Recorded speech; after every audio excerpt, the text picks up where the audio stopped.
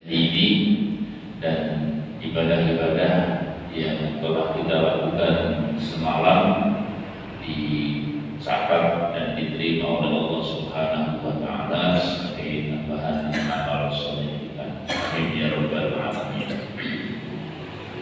Salawat serta salam kita aturkan pada junjungan kita Nabi Muhammad sallallahu alaihi wasallam. Mudah-mudahan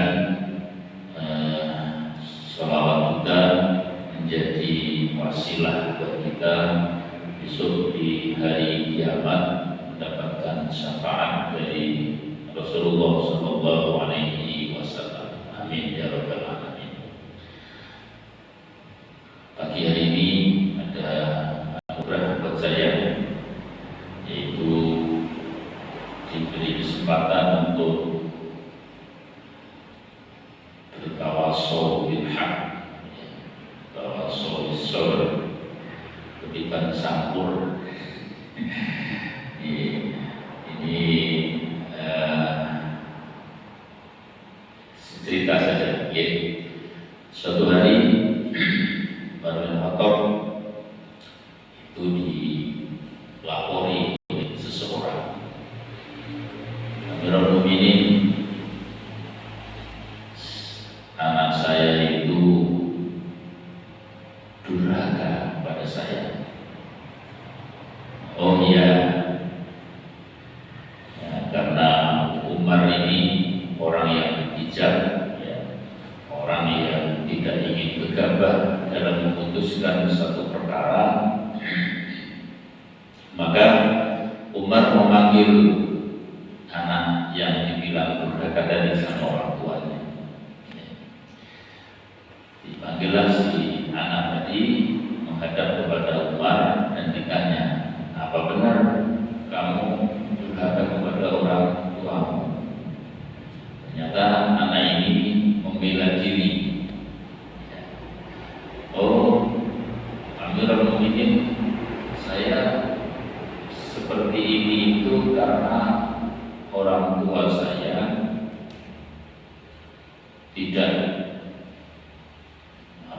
tidak berbuat baik kepada saya. Saya tidak ingin mengatakan orang tua saya juga durhaka.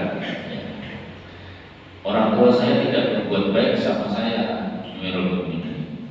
Oh, dikonfirmasi lagi pada orang tua itu. Apa benar kamu ini itu seperti yang disampaikan anak? Oh, iya, yang disampaikan anak saya itu benar. Sehingga Umar menyampaikan, oh kalau gitu ya kamu harus benahi, ya kamu juga harus berbenah diri, kamu harus memperbaiki perilakumu kepada anak. Jadi ada ungkapan hadis yang mengatakan, malam yarham shaghirana falaisa minna.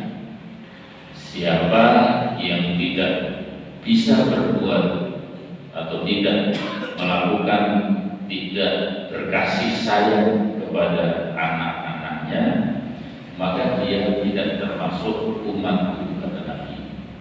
Jadi Bapak Ibu, ternyata perbuatan semena-mena kepada anak kita itu menjadi penyebab kita ini tidak diakui sebagai umatnya Nabi Muhammad. Ya. Ada hadis lagi yang menyebutkan birru abaakum birru abnaakum. Berbuat baiklah kepada orang tuamu, karena nanti anakmu itu akan berbuat baik kepadamu. Birru abaakum birru abnaakum. Kalau kamu bisa berbuat baik kepada orang tuamu, maka anak-anakmu akan berbuat baik kepada. Nah, ini ada korelasi yang ada korelasi, ada kausalitas, ada sebab akibat yang ternyata Allah sudah menunjukkan jauh-jauh hari, ya, ketika Islam itu diturunkan, sehingga ayat yang saya baca tadi jelas Jadi pengaruh keluarga itu apakah hubungannya baik atau tidak itu sebenarnya dilihat dari sumbernya. Sumbernya tidak lain adalah orang tuanya sendiri. Orang tuanya seperti apa itu menentukan bagaimana anak itu dibentuk. Makanya disebutkan juga yang lain, kullu mauludin yuladu 'alal fitrah fa abawahu yuhawwidanihi aw yunassiranihi aw yumajjisanihi. Anak itu dilahirkan dalam kondisi yang bersih, ya, kondisi yang fitrah. Ya, kalau ayat lain itu menyebutkan fitrahnya manusia itu mengarah kepada Allah, ya, mengarah kepada Allah. Pasti manusia itu fitrahnya akan mengenali Tuhannya. Fitrahnya manusia itu akan mengenali Allah. Itu fitrahnya. Tapi diberi kesempatan di situ di hadis. Fa'abawahu yuhawwidanihi aw yunassiranihi aw yumajjisanihi. Dan orang tuanya lah yang membentuk karakter anak itu menjadi anak yang Yahudi. Apakah anak itu menjadi anak-anak yang Nasrani atau anak-anak itu yang menjadi Majusi, ya. Itu tergantung orang tuanya. Anak itu kalau lebaran putih yang dikatakan oleh siapa? Sokrates atau Aristoteles itu bahwa manusia itu mengikuti teori tabula rasa. Tergantung pena kita itu mau menulis apa di kertas yang putih. Anak ini mau kita jadikan apa? Itu tergantung kita. Maka Bapak Ibu yang dimuliakan oleh Allah, ada guidance, ada arahan yang disampaikan. Apa? Biar rumah tangga kita tadi selamat. Ku anfusakum wa ahlikum naro, atau menjadi rumah tangga yang sakinah, mawaddah, warahmah. Ya, itu harus dipenuhi unsur-unsur. Barangkali saya menyebutkan beberapa saja. Mungkin ada nanti yang lain. Ada unsur-unsur yang harus dipenuhi supaya rumah tangga kita itu mampu mengarahkan orang tuanya, mengarahkan anak itu menjadi anak yang diharapkan, menjadi anak yang baik, menjadi anak yang soleh, anak yang qurratu a'yun. Maka ada hal-hal yang perlu dipenuhi. Yang pertama, biar anak kita itu tidak durhaka kepada kita, syaratnya satu, carikan ibu, ya. Carikan ibu yang ibu itu tergolong sebagai ibu yang yang sholihah. Kalau disebutkan ikhtiyarul ummi as-sholihah at-thayyibah, pilihkanlah ibunya anak-anak. Berarti siapa? Istrinya bapak-bapaknya ini. Istrinya bapak-bapaknya itu istri yang sholihah, ibu yang sholihah at-thayyibah, istri yang sholihah, istri yang baik. Jadi sholihah dan baik. Jadi mesti kajiannya akan lanjut dulu begini. Wong istri sholihah masih ditekankan lagi at-thayyibah, istri yang sholihah yang baik. Berarti ada peluang kita mencari istri itu yang baik dari sisi akhlaknya, dan ada juga dititipkan di situ besar istri yang yang cantik tentunya, ya. Jadi kalau kita lihat di hadis lain disebutkan tunkahul mar'atu bi arba'in, li jamaliha, li nasabiha, li maliha, li diniha. Jadi ada unsur-unsur yang mesti dipenuhi. Jadi ibu yang sholihah, ibu yang baik.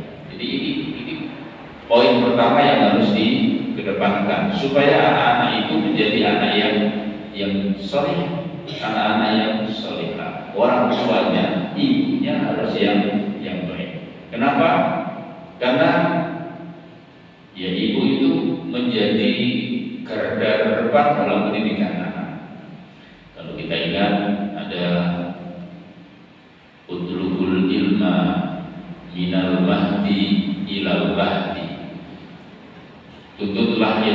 itu sejak dari buaya sampai ke liang lahat. Jadi yang punya peran di sini tentu siapa? Adalah ibu, karena ibu yang menjadi orang pertama yang berhadapan langsung, orang pertama yang bersentuhan langsung dengan siapa? Dengan anaknya. Barangkali bapaknya ya mungkin ada yang terlibat sejak awal, tapi tidak sedetail ketika ibu-ibunya itu bersinggungan dengan anaknya. Mulai bangun, kemudian sampai tidur lagi, tentu waktu yang terbanyak bersama anak adalah si ibu. Maka pesannya ikhtiyarul ummis sholihah at-thayyibah. Pilihkanlah anak-anakmu itu ibu yang sholihah dan yang baik. Nah, persoalannya nek wis terlanjur kepiye? Wis aku itu ekonomi piye caranya? Saya dapatnya seperti itu sekarang, seperti apa? Ya, ini tentu ada peluang untuk memperbaikinya. Di manusia itu, Bapak Ibu, itu semuanya berproses. Manusia itu semuanya berproses, dan ada orang itu tiba-tiba jadi, ya, nggak ada orang itu tiba-tiba lahir terus jadi seperti sekarang ini. Pasti ada proses yang dilalui, ya. Semua ya manusia itu dilahirkan tidak tahu, tapi kemudian berkembang menjadi tahu. Maka tinggal kemauan kita saja, ya, bapak-bapak. Kalau sudah mendapatkan istri yang sholihah, yang baik, ya alhamdulillah. Kalau belum, berarti tugasnya bapak, tugasnya suami untuk mengupgrade karakter istrinya, karakter ibunya, anak-anak itu menjadi ibu yang diharapkan seperti ini, ibu yang sholihah dan yang baik. Mungkin kalau baik secara fisik, bisa tua ya kayak gitu aja, mau diapain lagi. Tapi yang bisa diperbaiki adalah karakternya. Jadi ibu sekali lagi yang menjadi penentu keberhasilan anak-anak. Maka kalau dari pendidikan, beberapa penelitian mengatakan bahwa ibu itu punya pengaruh yang besar terhadap anak-anaknya. Yang kedua, apa yang harus dikerjakan? Yang kedua adalah ikhtiyarul ismi al-jamil. Pilihkanlah nama anakmu itu dengan nama yang baik. Kenapa? Li'annahu sayunada bihi bainan nas. Karena nama itu akan dipanggil, nama itu akan disebut di antara manusia, baik di dunia, fid dunya wa yunadi bihi yaumal qiyamah.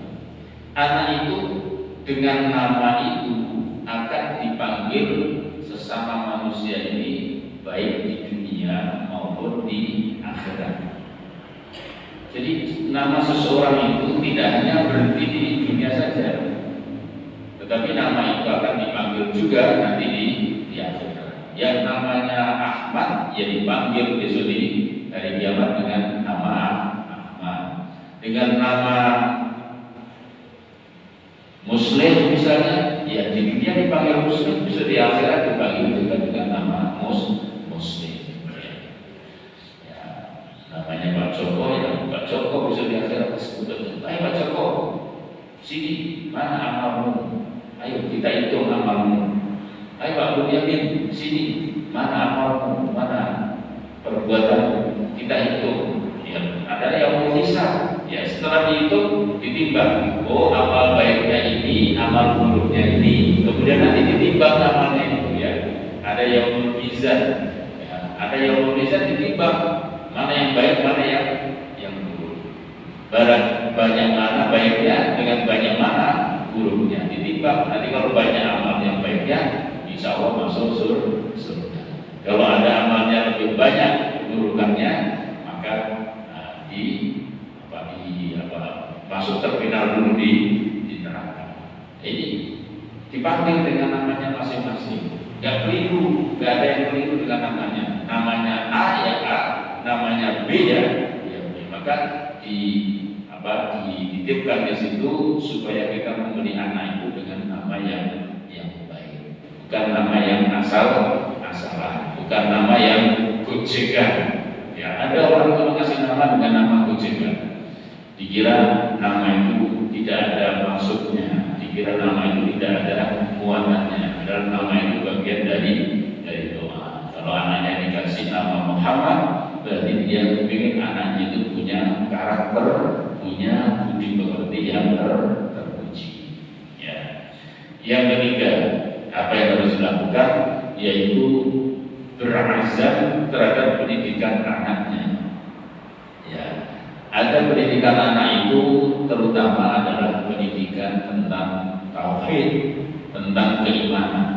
Karena keimanan ini menjadi fondasi kita seterusnya, menjadi fondasi dari amal perbuatan kita. Mohon maaf Bapak Ibu, iman ini kelihatannya sepele, tapi menjadi penentu amal-amal kita selanjutnya.